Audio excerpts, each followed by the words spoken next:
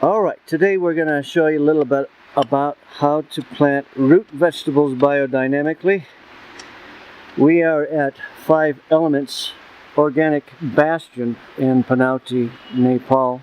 If you look around, you see there's terraces, terrace farming as high as the eye can see all throughout Nepal. Here we've got some quarry work going on down below. You can hear the noise. That's the town of Panauti in the distance. We have our own terrace that we plant with here. It's a bit dark. It's a little late in the day. The clouds are overhead. But what I want to show you is a little bit of the Ladakhi method being done in Nepal. Go to them here. We're just going to broadcast this sort of carelessly within each cell, and then just kind of work the ground around the seeds, pat it down, and give it an initial watering. Next time we come back and we go ahead and we flood the cell. So that's our setup. Move over here. You see a veritable smorgasbord of the best for a farm. This is a giant pile, a little dark, giant pile of cow manure and all kinds of stalky matter, cellulose fiber. A perfect little compost mix. And we have one of the local ladies coming through, and just below here you see we have all kinds of exotic kind of weeds growing throughout Nepal as well. Here we've got mostly wheat growing. A lot of this has been pre-planted. There's brand new fruit trees all over the place. And while I'm babbling, Jorge's busy making the first cell. I'm going to go ahead and straddle this. He's forming the berms. And then of course the end where my shoe is, the end of the terrace is going to be the last berm. Our next step, we can chop the soil up a little bit. But we're going to take some compost from this huge pile here, throw it in. Now normally this is an ascending moon, March 31st, 2017, and normally we want to do all of our earthwork like that during descending moon, but we're in kind of a time pinch. So if we want to get our root seeds in today, we're going to have to do it all right now. It's a little rough on the subsoil, not being the right time for all this roughage going on. Microbiologic friends that are all going to amass in there and create megapolis, and the mycelium going through and uniting it all. We ran out of light last night, but the saving grace is that today is April 1st, 2017. If you have your Indian biodynamic calendar, you can follow and see that that is also a root day. It's clear, no negatives. And so what we see Jorge doing here, Jorge from España, we have the beautiful Ele from Italia, and what they're doing is they had watered the cells to just sort of settle the nutrients, settle the soil in the cell body. Now they're chopping it up to make it nice and pliable to throw seeds. We're just going to kind of mess up the soil afterwards, and then pack it back down, do a little bit more watering, and Bob's your uncle. We have a cell planted with a variety of root seeds, and it's going to be planted very intensively. All of those seeds are going to go into these 3 small cells here, and you see them planted, and we have a peach tree right in the middle that is done almost by the Seth Holger method of this hillage and several layers to where the roots of that is going to be very happy as it develops. And then we're going to water it, but we're going to basically ignore that tree and just let that tree survive on its own. That's the best thing you can do with trees. So a little tree lore there mixed in the middle of all this. Now you see Jorge has chopped up this ground.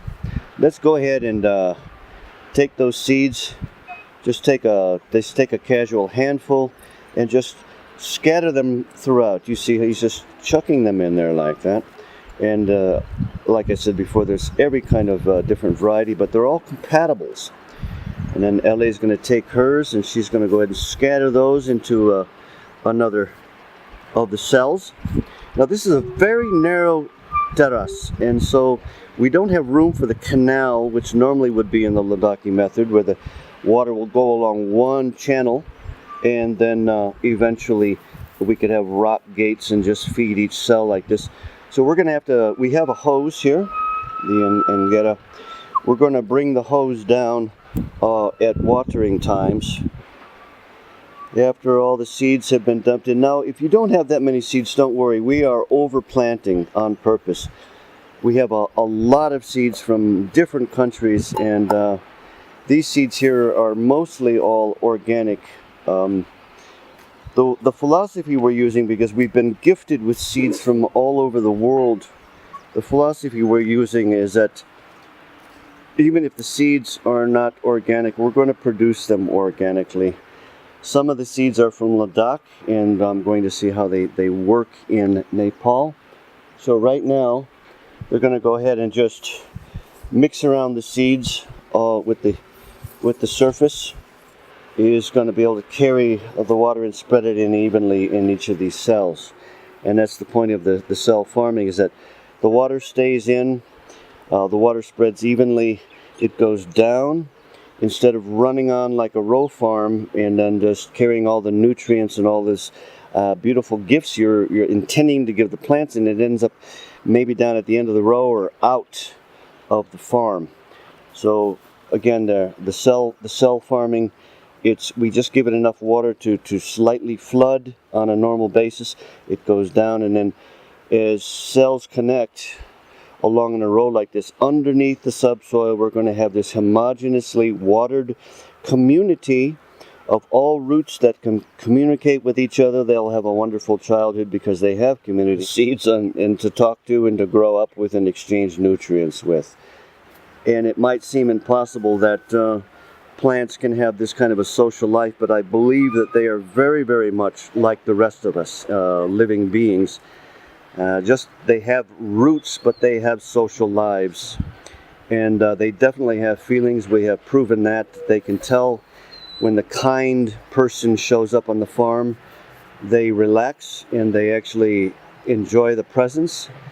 When somebody comes in who's disruptive and steps on the farm and whatnot, they act in a sheer terror, not unlike ourselves in the case of an earthquake or in the case of an invasion or something. So we provide them a peaceful existence, and it's a very heavy clay, but underneath, if you watched the previous part, we have all of this cow shit and cellulose that is coming from this massive pile produced by about 12 cows here at 5 EOB.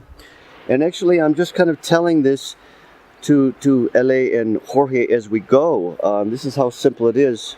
As I tell them what they're doing, they can just easily do it, and this is how quickly it happens. If you're in a kind of a rush and you don't have time, you got to go to the job, a cell can be created. It should be done during descending moon, but we just did it all of a sudden last afternoon before the last light to form these. Today we come back, we throw the seeds in, and Bob's your uncle. We have us a small little farm starting out. So that's it from Simple Life for now. Stay tuned for more updates as we go along. And we're going to get into many aspects of the farming, and you're going to see, for example, another installment for flowers and herbs.